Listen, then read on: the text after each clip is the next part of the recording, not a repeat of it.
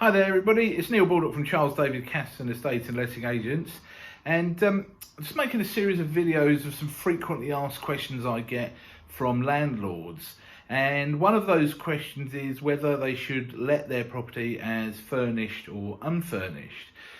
So I just wanted to give you my opinion and my experience of what I think is right in that situation. So for us, unfurnished is the way to go. And for us, the reason is that because tenants are staying in properties longer and people are renting for longer these days, they're actually building up their own belongings and possessions. And because they don't own the property, they like to own some belongings and make that house their own and their own home. So they do like to bring their own furnishings with them. Now, we're not talking about appliances here. I am talking about furnishings, so beds, sofas, etc, etc.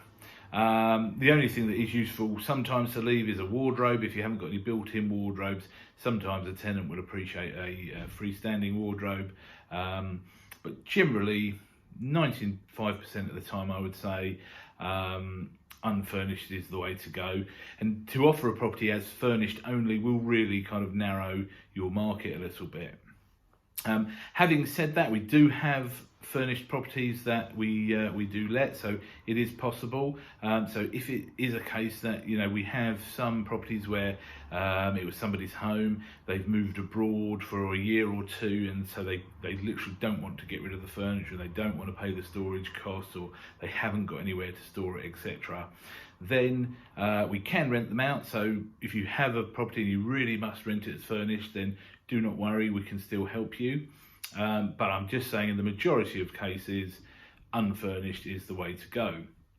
There are other considerations with furnished, offering furnished property, in that you must have the correct fire labels on the furnishings. Otherwise, any soft furnishings, otherwise you can't provide those as part of the tenancy. So if you've got any questions on that, please let me know. Be happy to come and see you, have a look at the property and give you my advice.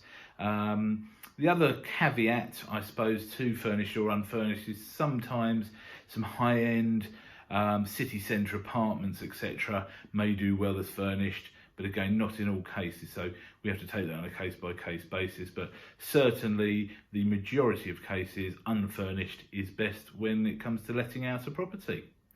Any other questions you've got, please get in touch.